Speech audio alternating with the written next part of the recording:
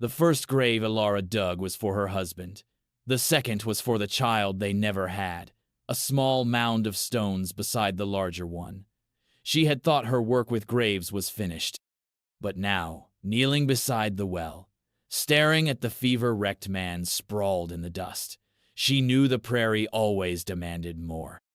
He was a whisper from death, his breath a ragged scrape against the silence she had curated so carefully. He wasn't her problem, but his hand, lying limp in the dirt, was clenched around a splintered piece of wood, a child's toy soldier. And in that moment, her solitude felt less like peace and more like a punishment. She cursed him, cursed the sky, cursed the relentless wind that carried nothing but hardship. Yet, she hooked her hands under his arms. The man was all bone and heat, a dead weight that smelled of dust and sickness. She dragged him, her worn boots scarring the earth in 2 long furrows from the well to her cabin door. Each pull was a grunt of protest against her own compassion. It was a fool's errand. This place, her claim, was a testament to failure. The fences sagged like tired shoulders, the barn door hung on a single hinge, and the fields lay fallow, choked with weeds that had more life in them than she did. Bringing this man inside was like inviting the plague to a funeral. But the toy soldier was a hook in her heart, a splinter she couldn't ignore. She got him over the threshold, his body thudding onto the rough-hewn floorboards. The door swung shut behind them, plunging the room into a dusty gloom and sealing her decision.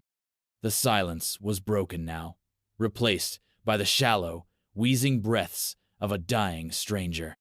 Ilara stood over him, her own breathing heavy, and wondered if she had just dug a third grave, this one for herself. For 3 days, the man was a ghost, haunting her waking hours.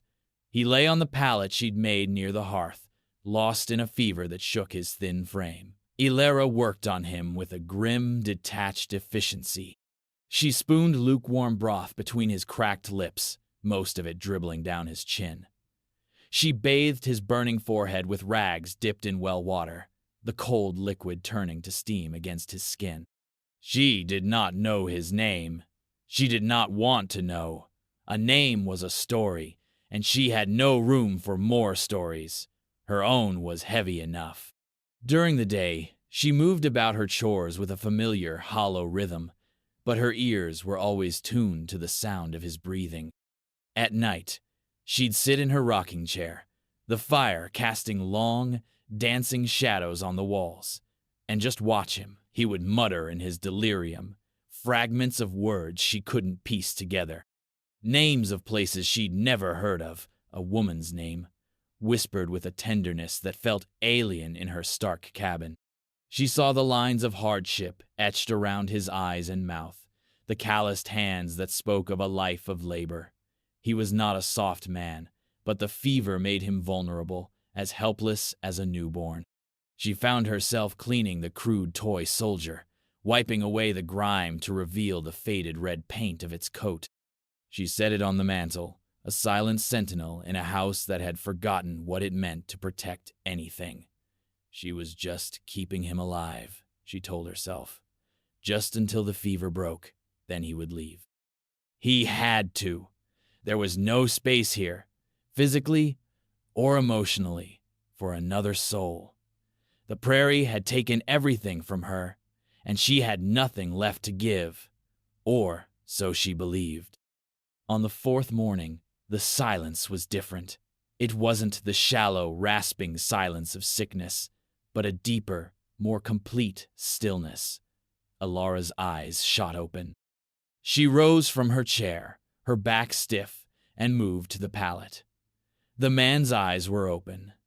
They were a pale, clear gray, like the sky before a winter storm, and they were fixed on her.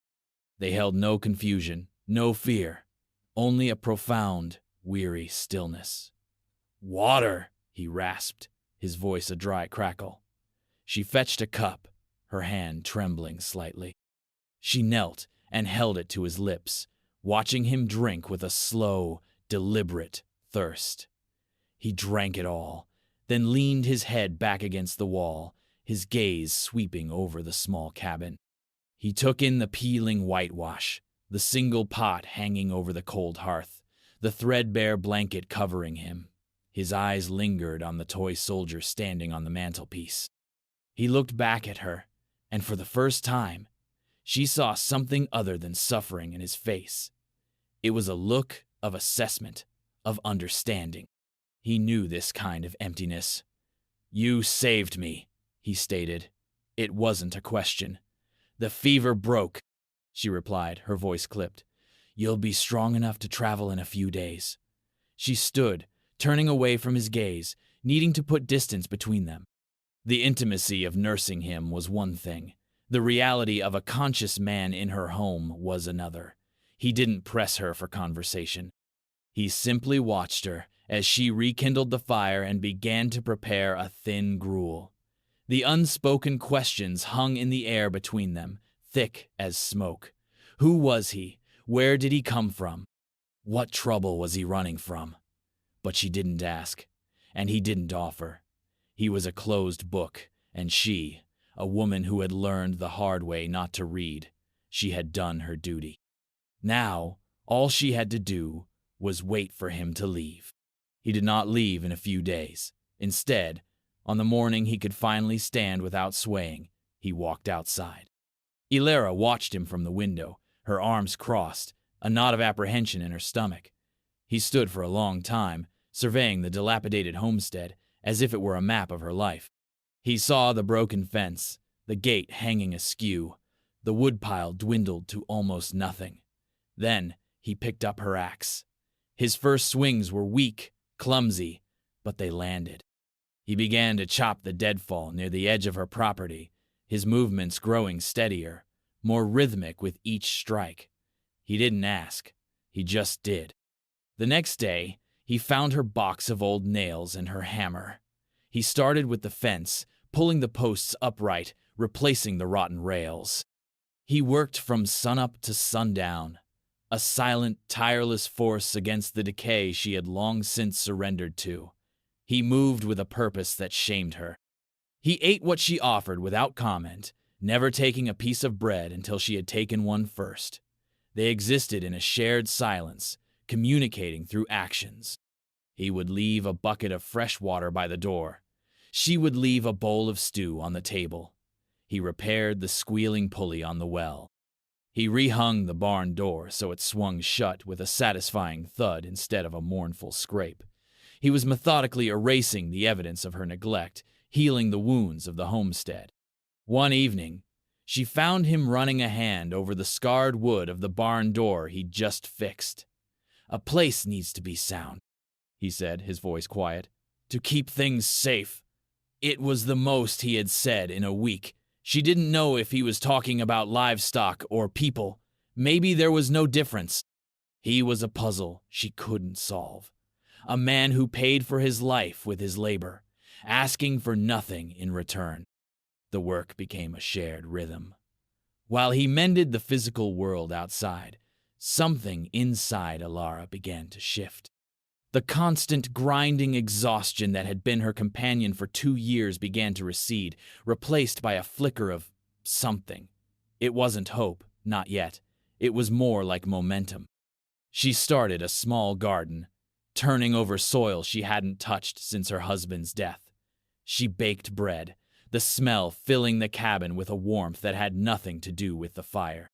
They rarely spoke, but the silence was no longer empty. It was filled with the sound of his hammer, the scrape of her hoe, the shared breath of 2 people working toward a common goal: survival.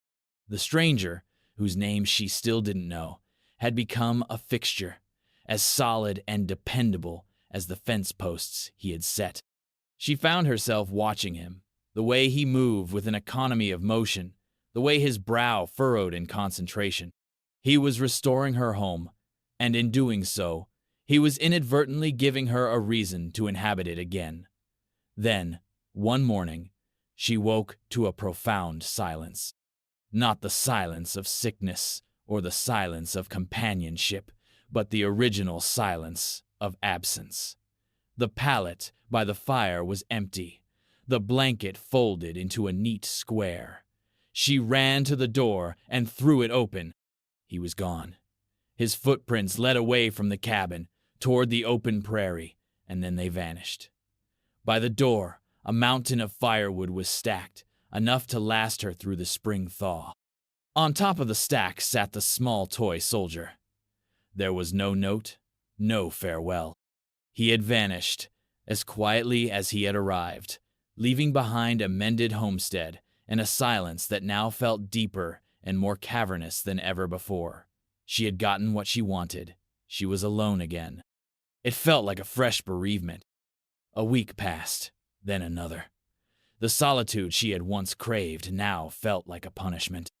The repaired fence, the solid barn door, they were monuments to him, constant reminders of his brief, transformative presence. She fell back into her old routines, but the emptiness was different.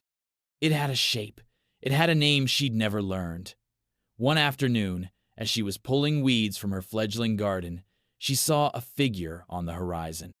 It was small, impossibly small, moving with the slow, uncertain steps of a child. Her heart hammered against her ribs. No one ever came out this far. As the figure drew closer, she saw it was a boy, perhaps 7 or 8 years old, his clothes little more than rags, his face smudged with dirt and tears. He walked right up to her fence line and stopped, looking at her with wide, terrified eyes. He was clutching a folded piece of paper in his fist, as if it were the only thing holding him together. Ilara's breath caught in her throat. She walked slowly toward him, her movements cautious, as if approaching a frightened animal. "Are you lost?" she asked, her voice softer than she intended. The boy didn't speak. He just held out the paper. With numb fingers, she took it and unfolded it. The handwriting was stark, familiar, unmistakable. It was his. The message was only 9 words, but they landed with the force of a physical blow. His name is Leo. They have no one. But they could have you. Ilara stared from the note to the boy, then back to the note. A bitter, hysterical laugh threatened to bubble up from her chest. This was his payment. For the food, the shelter, the life she had given back to him, he had paid her with a soul. What would you do when the ghost you saved sends you another ghost to save? She let him in. She didn't know what else to do. To turn him away would be to send him back to the nothingness the note described, to the vast, indifferent prairie that swallowed children whole. She led the boy, Leo, into the cabin. He stood just inside the door, small and silent, his eyes darting around the room, taking in every detail. He looked like he might bolt at any moment. "You can sit," Ilara said, gesturing to the chair. He didn't move. She sighed and ladled some of the stew she'd made for her own supper into a bowl and placed it on the table. "Eat." He approached the table slowly, climbed onto the chair, and began to eat with a desperate hunger that twisted her insides. He ate without making a sound, his gaze fixed on his bowl. The cabin, her sanctuary of silence, now held the small, intrusive sounds of another person's existence. The scrape of a spoon, a quiet sniffle, the soft thud of his worn boots against the floor. At night, she made him a bed on the pallet the stranger had used. It felt like a cruel irony. As she lay in her own bed, she could hear him tossing and turning, punctuated by the occasional choked sob he tried to stifle in the blanket. The man's words echoed in her mind. They have no one. He had seen her loneliness, her empty house, and her empty life, and he had not seen an ending. He had seen a space to be filled. The thought was both terrifying and, in a way she couldn't yet admit, deeply humbling. She was no savior. She was just a woman on a failing claim, but to this small boy, she was the only thing standing between him and the void. Just as a fragile, unspoken routine began to form between them, it happened again. 10 days later, 2 more children appeared at the end of the long dirt track. They were holding hands, a pair of girls who couldn't have been more than 5 or 6. The older one, with fierce, protective eyes, led her smaller, weeping sister forward. Pinned to the collar of her dress was another piece of paper, folded into a neat square. Alara's heart sank. She didn't need to read it to know what it said. She met them at the gate, her face a mask of grim resignation. The note was identical. Their names are Anna and May. They have no one, but they could have you. The cabin was no longer just quiet. It was crowded. It was chaos. The 3 children were a whirlwind of needs she was ill-equipped to meet. Not enough beds, not enough blankets, not enough food. Her patience, already worn thin, was stretched to its breaking point. Anna, the older girl, was defiant and angry. May cried for a mother she could barely remember. Leo, quiet Leo, tried to be the man of this fractured new family, comforting the girls with a solemnity that was heartbreaking in a boy his age. One night, a storm raged outside, and May's crying woke the whole house. Ilara, exhausted, went to her, ready to offer a sharp word, but she stopped in the doorway. She saw Leo with his arm around May, while Anna whispered something in her other ear. They were huddled together on the single pallet, a tiny island of shared sorrow. They had no one but each other. And now, her. In that moment, watching them, something in Alara's carefully constructed wall of grief finally cracked. They were not burdens. They were survivors, just like her. The stranger hadn't sent her problems. He had sent her peers. The last of the snow melted, and the prairie began to breathe again. The harsh, gray landscape gave way to tentative shoots of green. The change in the season was mirrored by a change in the homestead. It was no longer a place of silence and memory, but a place of noise and clumsy, burgeoning life. Alara found herself teaching instead of just doing. She showed Leo how to whittle, guiding his small hands to carve a crude bird from a piece of scrap wood, a far cry from the perfect soldier on her mantle, but infinitely more precious. She took Anna and May to the garden, and their small fingers, once clenched in fear, learned to press seeds into the warm earth. Laughter began to fill the air. It started as a hesitant giggle from May when a frog jumped out of the watering can. Then it became a full-throated shout of joy from Leo when he successfully patched a hole in the chicken coop. The sounds were alien to Alara, but slowly they became the new music of her life. She found herself smiling, a real smile that reached her eyes as she watched Anna chase a butterfly. The work was harder than it had ever been, the days longer, her resources stretched impossibly thin, but her exhaustion was different.